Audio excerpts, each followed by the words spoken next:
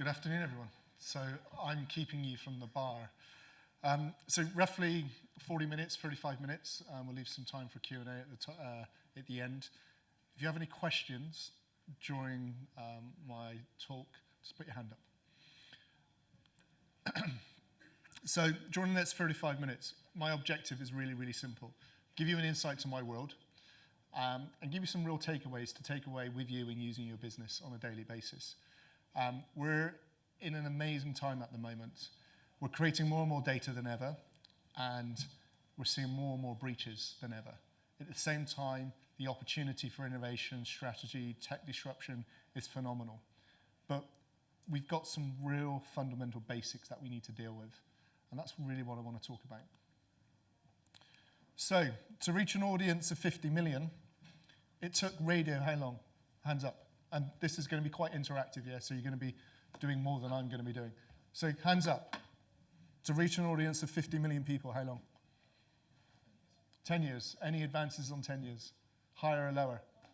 Come on, you need to speed up. You're in Bristol, you're meant to be quick thinking. Come on. 50 years. 38 years. How many people remember long wave?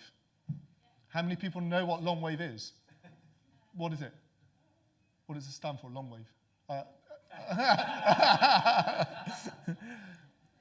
You'd be surprised how many people I say, what does medium wave and long wave stand for? They have no clue. So you're kind of showing your average age in this room at the moment. To reach an audience of 50 million, how long did it take TV? I just showed you, but how long? 13 years, sorry. Okay, I need a cider. Right, TV has a real relevance, and it was a real pinnacle moment in my life. So I grew up in Bristol. I actually grew up in Lawrence Weston. Does anyone know Lawrence Weston? It has a reputation, yeah? And it was a funny time. I'm 45, so the rave scene, ram raiding going on, it all started in Lawrence Weston. And came from a very working class background. In fact, some days or some weeks, my family didn't even have any money. And we used to have a black and white TV. And remember black and white TVs? You dial it with the coat hanger to get the picture. I came home one Friday, and we had a new TV. And it was colour. A colour TV at the age of 12. I was proper posh. Problem was, I needed to put 50p in the back of the TV. Radio rentals. Yeah? I reckon it did very, very well in Lawrence Weston, but most of them were stolen, yeah? If I was to say that joke anywhere in the world, no one would even get it. But anyway, for me, it was about 10, maybe 8 years ago, actually, that was the start of me today and what's created me today. So I had this TV, it was colour. I wanted to watch Blue Peter or Top of the Pops. I couldn't because I didn't have 50p. So guess what? I worked out very, very quickly how to compromise the back of the TV.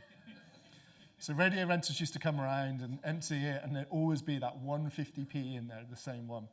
But at the same time, I kind of had a commercial mind in me. And I used to sit there thinking, wow, what a business model. Habit forming. Every time I want to watch TV, I need to put 50p in. So really, that's where, for me, the business side started. So my commercial side of having startups and all annuity revenue. I was doing annuity revenue 15 years ago on all the cloud services before cloud was even cloud.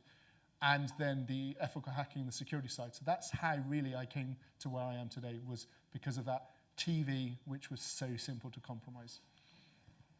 So to reach an audience of 50 million TV, 13 years. To reach an audience of 50 million, how long did it take the web? 2 years. 2 years. Close, 4 years.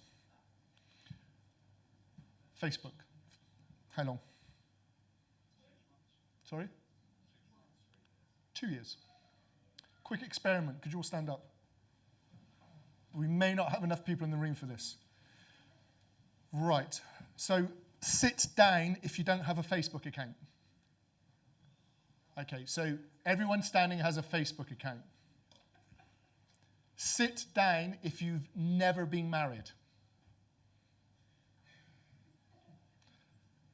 So Nick, this may be a bit close to home, but I don't know. I haven't seen you for many years. So everyone standing up has a Facebook account and has been married. Yeah? If you have never been divorced, sit down. So, standing up now, you've been divorced. Yes? Okay. Okay. So, if you're standing for the following reason. You have a Facebook account, you've been married, and you've been divorced. You hacked my account. Okay? Okay, right. So, 1 in 7 divorces have been blamed on Facebook. My divorce was before I got Facebook. Okay. And Facebook is the new divorce lawyers channel. Sit down. My point is, every part of our life is disrupting. So from a technology even to our personal elements of our lives, all because of technology. To reach an audience of 50 million, how long did it take? Pokemon Go. Close. 19 days. My point is, you're seeing a trend here. Yeah? To reach an audience of 50 million, it's no longer 38 years. We're talking days. That's the power of technology today if it's implemented appropriately. Google, 3.5 billion searches to date. To whom did we have, what did we do before Google? What did we do? Who did we ask these questions? Keep going, keep going. Library. Yeah, and what did you do at the library? Encyclopedia. Yeah? CFAX. Now you're talking. My point is, even Google is being disrupted. So what's disrupting Google? Yeah. My children, I have 3 boys. They don't use Google, Alexa or Siri. But guess what? The fundamental problem's still there. It's a concept of higher order service. So the same problem's being solved, it's the way you interact. So before Google, we used manual stuff, and it wasn't that long ago. 15 years ago, 20 years ago. Digital disruption, 10 times more innovation, 1/10 of the cost, 100 times the power. When I did my first startup, holy moly, yeah? I had to have infrastructure. Really? Infrastructure? We wouldn't even talk about infrastructure. It took me 2 years to get the infrastructure roll out. Then there was failover, etc. You can create a startup or a technology now in seconds. And if you really, really hit the right spot with the user need, you could reach 50 million users in days with 0 cost. That's where we are today. Transformation is happening at a rate, at a speed we've never ever seen before, and it's yet to even start. For me, innovation is very, very simple. It's not inventing new stuff. It's taking what's there to date, making it simpler and easier to consume. That's innovation. Uber, the world's was the largest taxi company in the world. Facebook, the largest media company in the world. And they don't own any data, it's your data. Alibaba, the world's most valuable retailer, they hold no inventory. And finally, Airbnb, the world's largest hotelier. What do all these companies have in common? Question. What do they have in common? No infrastructure. Keep going. What else? Keep going. Keep going. Keep going. Keep going. We'll come back to evil in a minute because you're close to one thing there. Data. It's all about data. Data is the new oil. I said that 15 years ago to the US Congress and they laughed at me. Today, data is more valuable than oil. Fact. But they have one other thing in common. Habit forming. Habit forming is really simple. It's combining new technologies with new business models, which create a habit. Why do you use Uber? Who uses Uber? Why do you use it? Convenience. It's easy, it's simple. But the user need, the problem's still that you're solving. I need a taxi. I could have had, years ago in Bristol, we could have just ordered a horse. Then it was a taxi, then it was a black cab, then it was those blue, really expensive cabs that go around Bristol, yeah? Now it's Uber. The underlying problem's still the same. I need to get to A to B. But now I just go click and it's done. It's the user experience, it's habit forming. Why do you use Facebook? It's habit forming. So if you can create a technology, use the data, meet the user needs, and make it interactive, make it habit forming, you will be a unicorn. Fact. Do you know, everyone know what a unicorn is? Okay, you meet $1 billion startup valuation. Disruption is underpinned by meeting the need of the user and it turning, in turn, driving the adoption and acceleration. It's a fact. So if you can take something, make it really simple to use, really simple to consume, and drive adoption, you're done. You're in a good place. And funnily enough, if you're doing a startup today, and we were talking about startups on the TEDx panel, the KPI is not revenue. It's the number of users that you're reaching. That's value. But also, the common factor is data. Last year, 16 zettabytes of new data was created. Does anyone know how big a zettabyte is? It's really big, like really, really, really big. People are now born into a data and algorithm economy. My eldest boy is 15, 16 in September. His world is data, it's algorithms, and maybe the number of followers he's got. But that's his world. And it's yet to even start. Did you know 90% of the world's data was actually created in the last 2 years? 90% of the data in this world was created in the last 2 years, and we've yet to even start. But data has never been so important. That's what we make business decisions. It's what creates very valuable businesses. So we have this compound effect. We're creating more and more data, and at the same time, more and more data is being compromised. And at the same time, to sit on top of this, we're creating more and more technologies which are simpler and easier to consume, are habit forming, which are driving more and more data. So we have this triangulation. We have a big problem. Data economy, disruption through data, be it privacy, be it breach, be it reputation.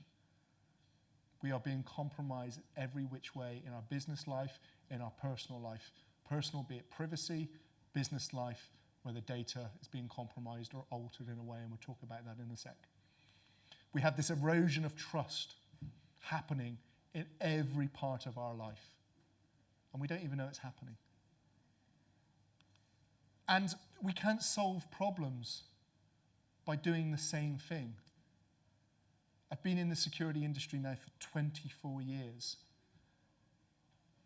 For me to go and hack an organization with their permission 20 years ago was easy, but really hard.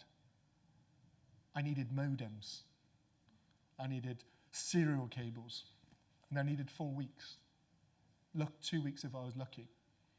Now, it's in seconds. And I mean seconds. So we have this evolution of cybersecurity, if you can call it that. It's a huge industry, and it's a fantastic industry, and I love it. But actually, nothing's really changing. Everywhere we look, be it a car, be it your phone, be it your cloud, be it any part of your data is being compromised, and you may not even know it's being compromised. Just before Christmas, my wife took my 3 boys up to Cribbs Causeway. She did a Christmas shopping, and she took them to the cinema. She came out, the car was open. And basically, while she was there, while she locked the car, there was some individuals scanning the air, and it cloned the key for the car. So I was aware of this with the particular model of car, anyway, it's a German car, and kind of in another life we've been working with them. But I rang the police.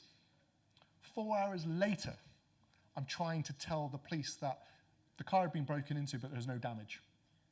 And they just couldn't get their head. So your car's been broken into, yeah. So is there any damage? No. Well, did you lose the key? No. Well, they've got the key. Well, what do you mean they've got the key? But you didn't lose it. Yeah, I know. They sit in the car park and they capture the airwaves and they clone the key. Oh, don't get it. Yeah, no shit. Yeah. Anyway, luckily I know someone. I do a lot of advice with the police and cyber. Spoke to someone very senior. I said, look, go through the records. How many times has this happened? 104 times similar reports at Crips Causeway over Christmas in a particular type of car. So it's happening in every part of our lives. So we need to really go back to the basics. So how many people think they know what information security is or specialize in it or whatever? And, okay. So when I got into the industry, I taught myself some fundamental basics. In fact, it's become kind of accepted in the industry. There's some core principles around information security. So it's confidentiality, integrity, accountability, and auditability. That's what we call risk, security risk. The problem is no one does this. They think they've got a firewall, they've got antivirus, even multi-factor authentication, they're secure. But there's different types of risks and different types of vulnerabilities. So is it a confidentiality vulnerability? So who can access the data, access control? Is it an integrity attack? Can the data be altered? So there's actually different types of risks. And this is what I'm going to talk about in a bit more detail, is how can you start looking at your business and looking at what the actual risk is? Because if you know if it's a confidentiality risk, an integrity risk, accountability, auditability risk, you can be really secure with minimal cost, in fact, zero cost. But you need to know what you're trying to protect, and that's the problem. So this morning, in my typical just-in-time manner, I created the slides. And I thought, I haven't done this for a while. About 15 years ago, I wrote a book on using Google as a hacking tool. Everyone said, there goes that Bristolian again, using Google as a hacking tool. It's so more prolific today. So by typing a simple Boolean expression like this, you can do it now. Legal warning. If you do this or copy anything I'm doing, all right, don't blame me. And if you do it, you will go to prison, fact, all right? But by doing what I'm doing at the moment, I'm not breaking the law. I'm just doing some cool, geeky stuff to extract information from the cloud. But if you use that data that you extract and then log in to someone else's business, you go to prison, fact, all right? So just a warning.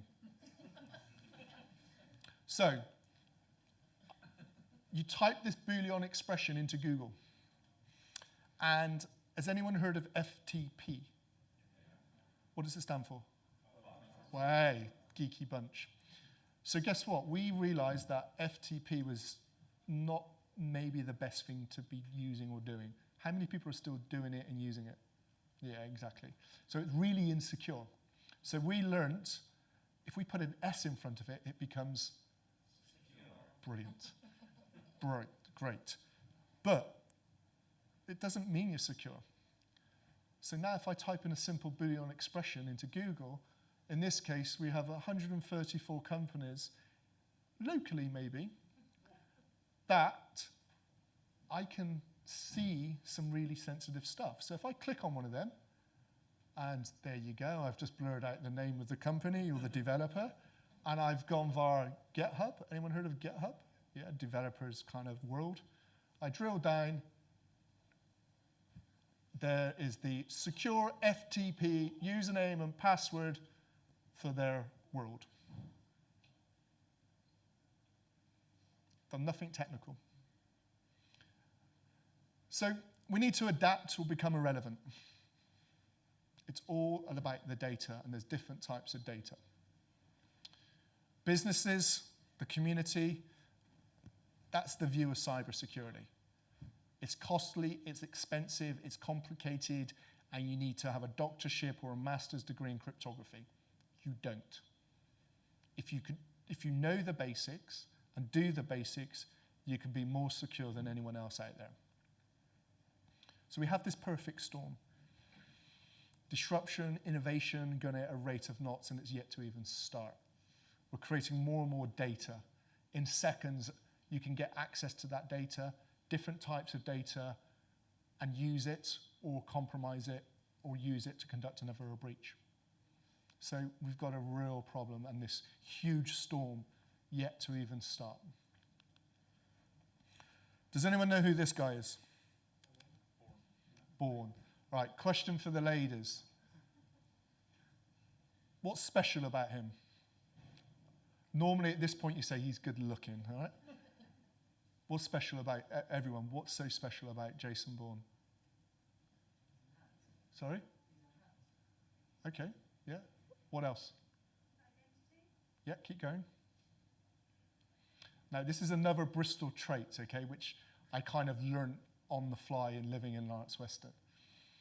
I'd go out on a Saturday after rugby, and it'd be, I don't know, 8 o'clock, 9 o'clock, and I'll say to the lads two things: let's go or let's dive in. I had this ability to know what was going to happen, a fight was going to happen in seconds. Yeah? Yeah. And this is a real concept called situational awareness. It's a military term. You've either got it instinctively or you can be taught it.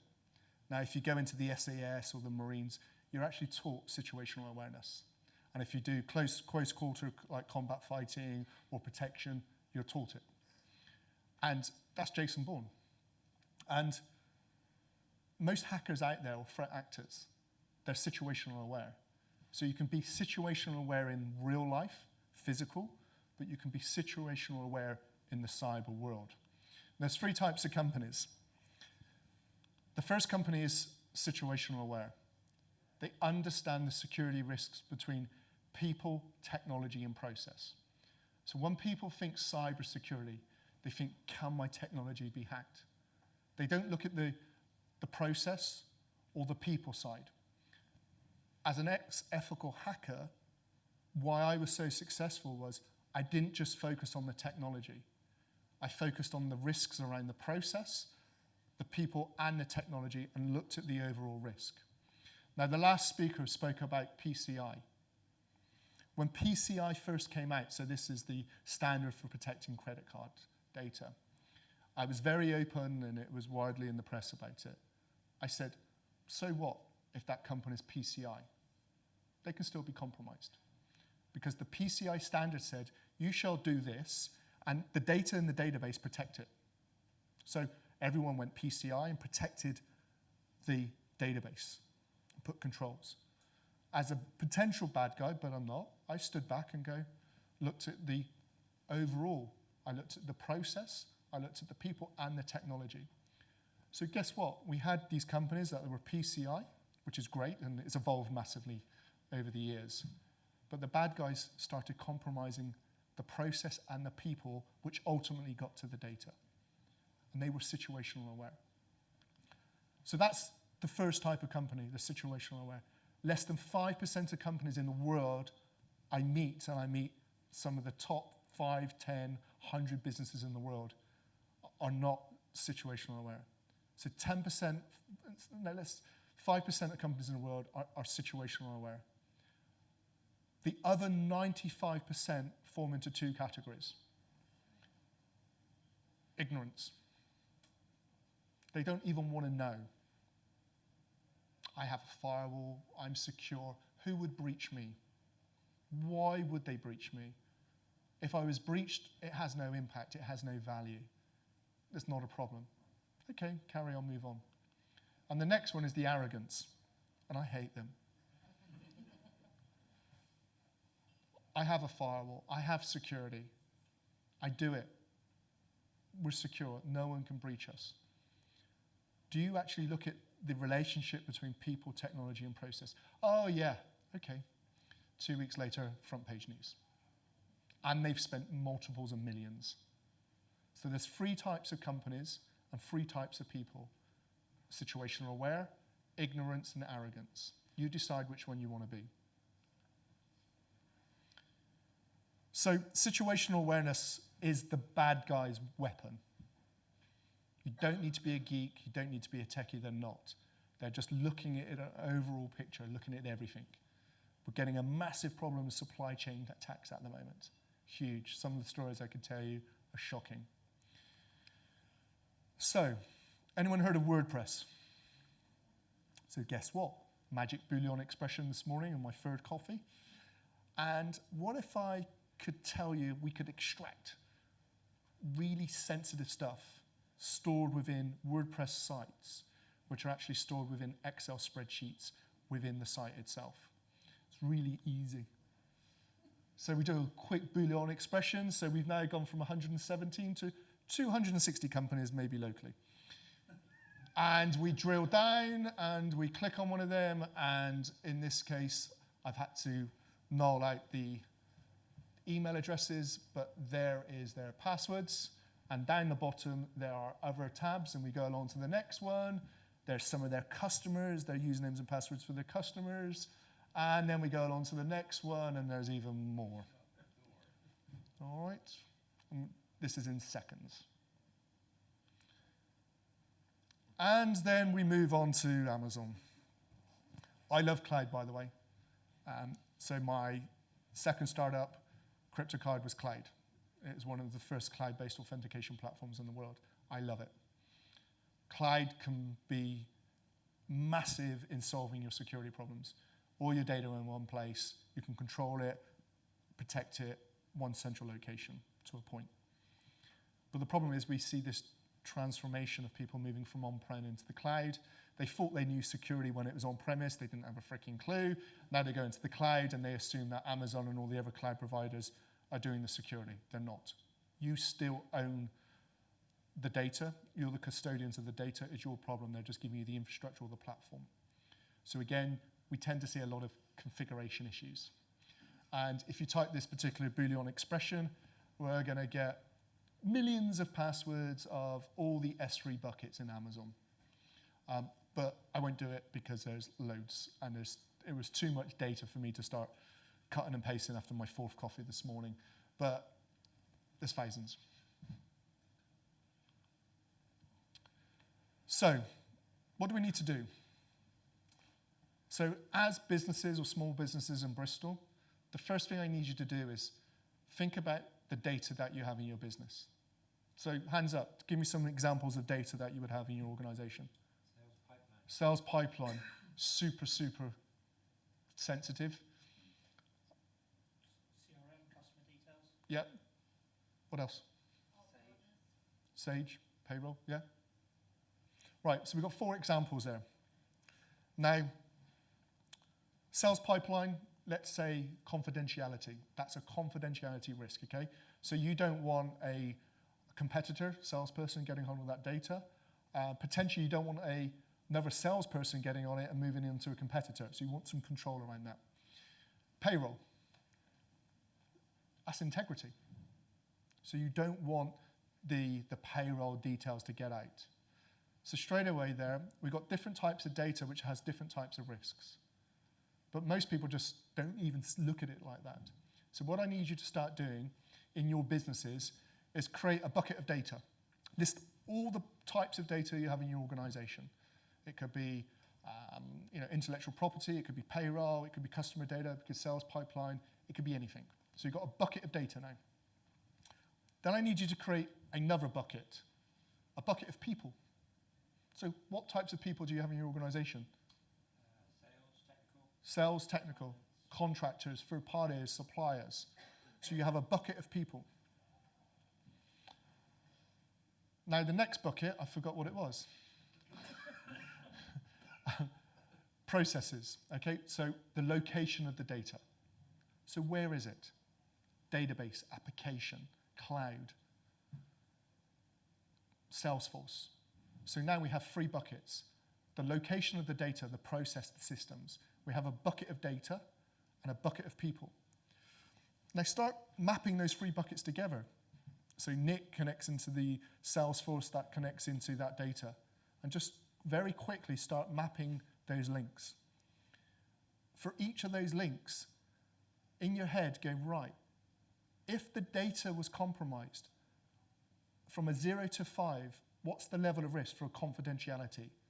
So if a contractor got access to my sales data, 0 to 5, 5 being high, 0 being low risk, what is the risk? If a bad guy got access to some data and altered the integrity, what's the risk? 0 to 5. Is it high, medium, and low? The availability, the accountability, and the auditability. So that is a risk assessment. Now you know where the highest risks are. Is it a confidentiality risk, an integrity risk, and availability? Once you know that, guess what? You can apply the right security control. People go and study 5 years on a master's to learn that. That's the nut of it. Trust me. That's cybersecurity. But until you know the bucket of people, the bucket of data, and the bucket of technology, how can you even start protecting your businesses? You can't. And notice I'm talking about data. That's all the bad guy wants. He just wants your data. So you should know the types of data, the location of data, and the value of that data. So, technology, people, and process. That's security. Once you know that, and you know the security risk, you can start implementing the right security controls. And in turn, start mitigating the risks. Like I said, less than 5% of companies in the world take that approach. So that money you're spending on vulnerability testing, pen testing, firewalls, etc., step back and see what you're actually protecting and why you're protecting it. I've seen projects where they've spent £1 million, and I've gone, what are you protecting? Well, the business. Yeah, but what in the business? They don't even know, and they've signed a check for £1 million. So once we do protect it, or identify what we're trying to protect, there's certain security controls that we can apply. Has anyone heard of encryption? Great. So when you encrypt data and you do it properly, you create something called a private key. All right? So that's like the front door key on your house. So again, living in Lance Weston, because we always used to lose it, you used to put your hand through the letterbox, it'd be hanging down on the string, you pull the string and open the door and walk in. That's what we did as kids, yeah? At my house, of course. So we protect data and we generate a key. So with that key, what should you do with that key? You shouldn't hang it on a string, should you? You should protect it, pull it somewhere really, really safe. Guess what? We have those companies who've kind of almost got there, but because of the breakdown between technology, people, and process, that key that they should store really safe, the bad guys can get it. And in this case, if you type in this Boolean expression, unfortunately, we have 1,300 just kind of there, and there's more if we wanted them. And there's the private key to unlock all that sensitive data. So when we do almost get there, we still got a problem because we're not looking at that situational awareness element of people, technology, and process. And this becomes a people issue. The technology was there, the process was there, the people failed. So, accepting the future, or anticipating the future. Key objective, reduce your threat landscape. You can only reduce your threat landscape if you know what you're actually trying to protect and why you're trying to protect it. Forget everything you know about information security, because you don't know anything. If you think you know security, you don't, unless you're looking at the people, the technology, and the process, and then looking at the risk. Is it a confidentiality, integrity, accountability? We need a new mindset. And we need to transform your mind from breach prevention to breach acceptance. Now, when I say this around the world in front of a board or a bunch of VCs or very large organizations, and I say, forget about prevention. Accept you're going to be breached. They think I'm crazy. But what it's meant to do is make you feel really, really awkward. If you go back to your business today, if you've got a bigger business, and sit down with the directors or the owners and say, we need to accept a breach. It's designed to make you feel really uncomfortable. By making you feel really uncomfortable, you're going to start thinking differently. What is it I'm trying to protect and why? And that's what I want to do, is accept you're going to be breached. By accepting what you're going to be breached, you're going to start thinking, what should I be protecting in my business? And what is it you should be protecting? Data, yeah? Think like a bad guy. What are they after? Brilliant. Data has never been so important. So information security is disrupting our whole lives, from privacy, from breaches, but at the same time we have this compound kind of effect. We're going to see more and more breaches. As we create and disrupt more technology, things become simpler and easier to consume, more and more data, more and more breaches, more and more risk. But step back. To solve this problem is so, so simple.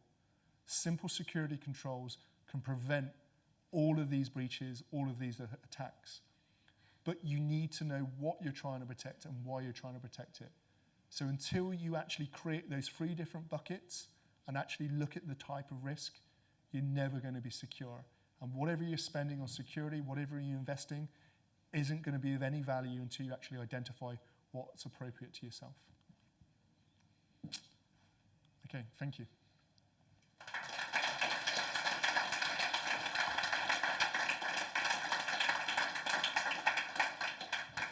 Are there any questions? No questions? Okay. I can hear you.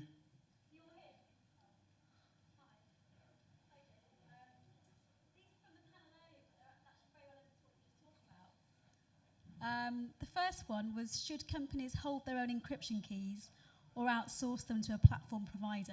And Yeah, that came great. from So, Steve Blake earlier. Okay, brilliant. So, so there's 2 ways. So in order to, so traditionally, or developers to date, most of the time, they're hashing files or certain data within the database or the application. When they hash, they're creating an encryption key. A lot of the times, they keep that master key within the application itself.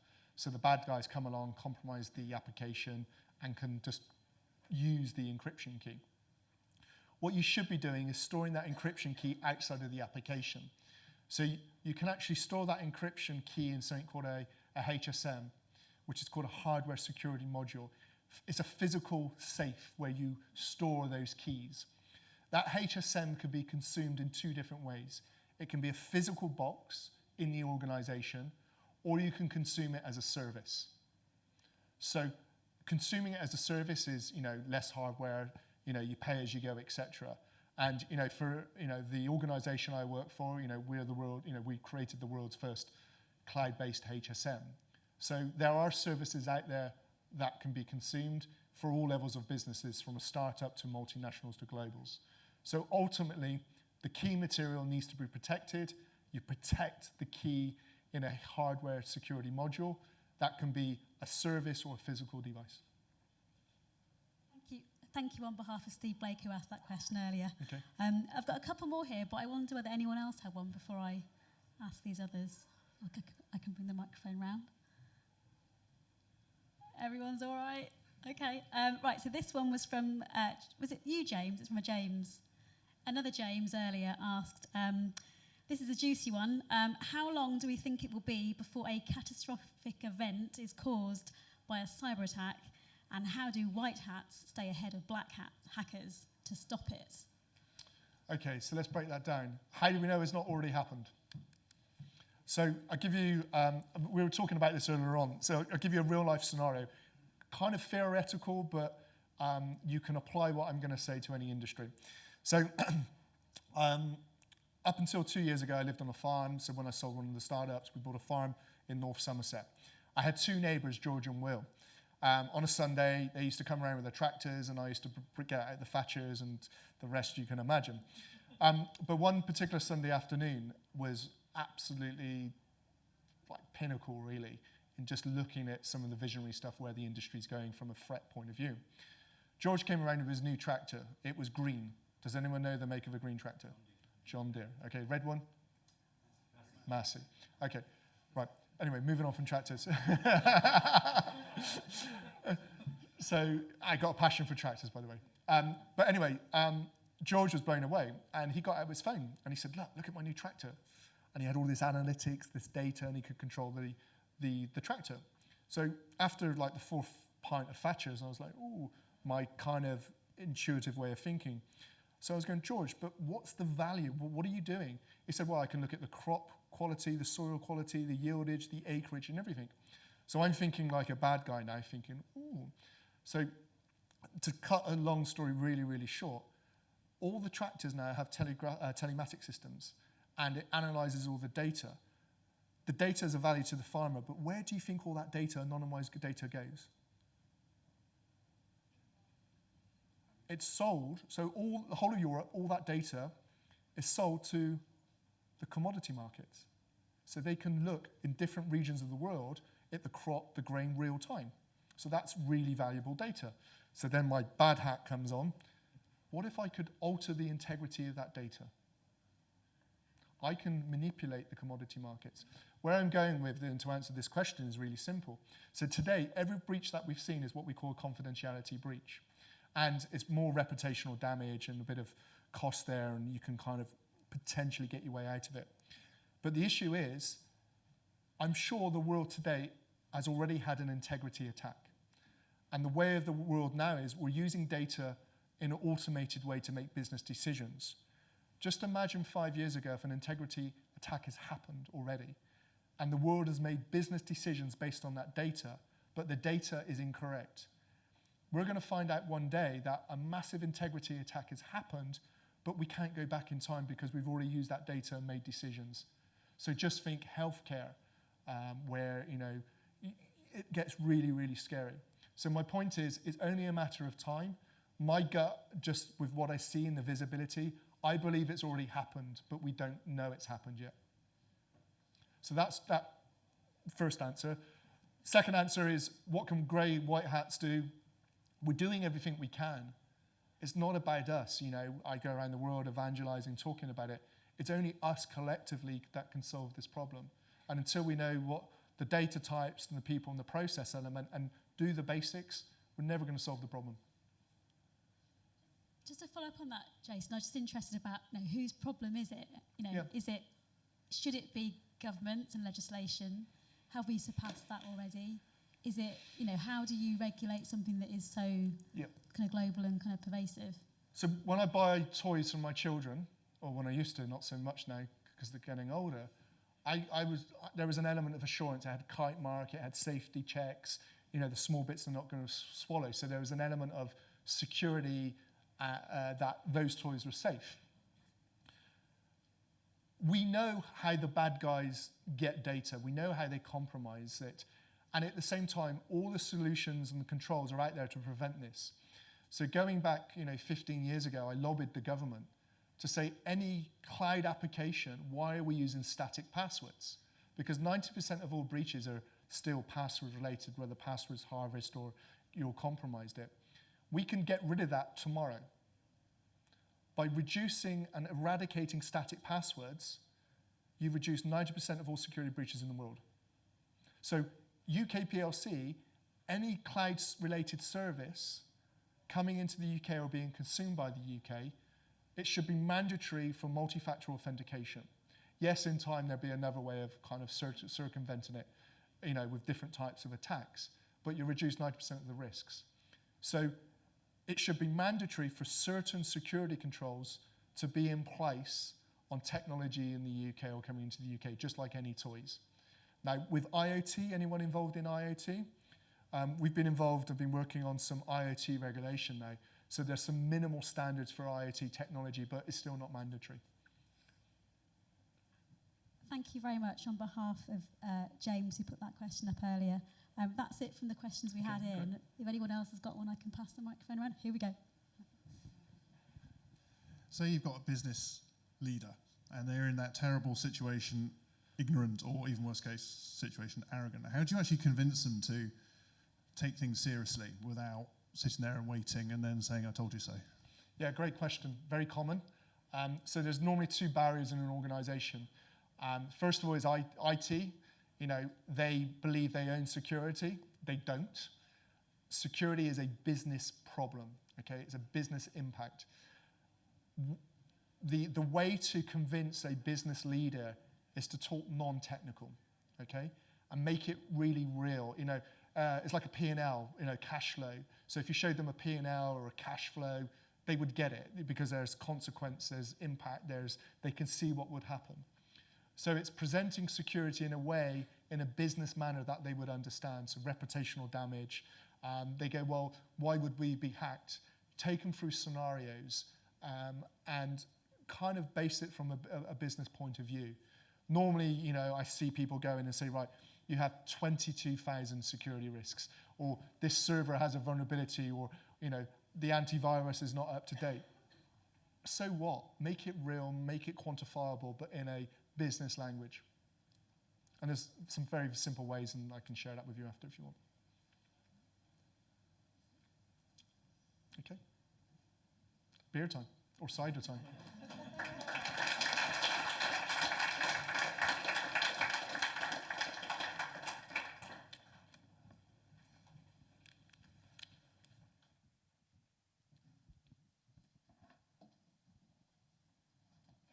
So, thank you, Jason. Just while he packs up, just a few words to close off from me. Elliot's head of sales at Blackstar. So, thank you to Jason for such a great keynote. I think you'll all agree. Great to see a local lad go away out into the world and make a very big splash, but come back and immerse himself in the Bristol tech community. So, I sort of a welcome back, and again, thank you, Jason, for that brilliant keynote. TechFusion is about providing a platform for learning and discussion about emerging technology and a chance to make new strategic connections. So thank you to all of you for coming, and hopefully we've managed to hit the spot on those points for you today. For us here at Blackstar, TechFusion is about promoting the fusion of various business technologies. I came up with the strapline that enable us to provide solutions to a variety of business communications challenges. Those start with very simple phone systems through to complex contact centers, video and collaboration for human interactions, but also for AI interactions between our businesses and our customers, and hopefully you've seen that come through today. Could be in the cloud, hosted, could be private cloud, could be on-site in your own DC.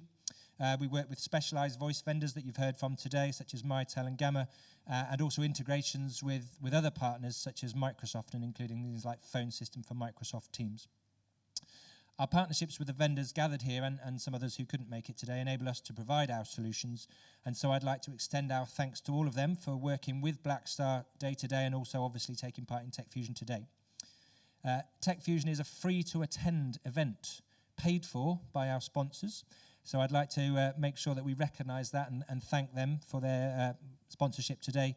And obviously particularly our platinum sponsors who are, as you can see on the screen to my right, or to my left from where you're looking, Mitel, Starleaf, Gamma, and Audio Code. So thank you very much to those guys. A few other ones quickly. TEDx for the panel debate, and of course the panelists that took part in that. Thank you to them. The We the Curious team for hosting the event so well. The TechFusion event management team from Zia Beer, who you'll have seen in the white TechFusion t-shirts today. Also the team from Sounds Commercial for their incredible AV. And again, thank you to Jason for the keynote. And last but not least, I'd like to say a big thank you to our head of marketing, or colouring in as we sometimes call it, Dylan Pepler, for being the mastermind behind TechFusion. So at that point, I'd like to brief for a round of applause for all the aforementioned.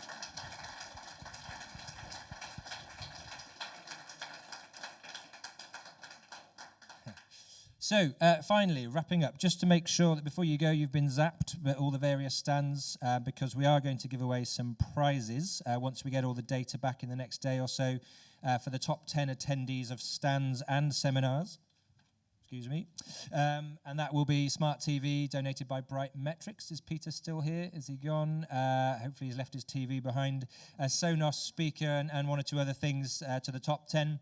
And talking of prizes, I think on our stand we had a business card prize draw for a Blackstar hamper. Dylan, is the hamper here or is it at the stand? It's at the stand. It's not tofu, chicken and pickles. It's a Blackstar goodies hamper, which will be branded goodies. I'd like to invite Jason just to securely and randomly choose one of the business cards.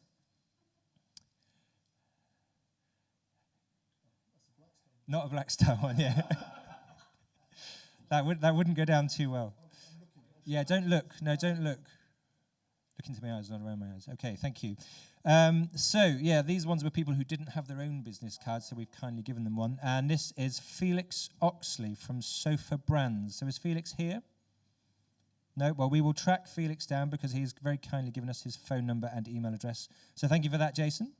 I'm pretty much done. Please do stick around for a thank you drink, courtesy of Black Star, which will be on the balcony. The bar is there and ready to go. Everyone should have a token for a drink. If you haven't got one, see my learned friend Dylan, who will furnish you with your drink token. So that's pretty much it. Just, again, thank you all for coming to TechFusion. We very much look forward to welcoming you next year, and we'll see how technology has moved on in that time. So that's it from me. Thank you. The end. Good day to you.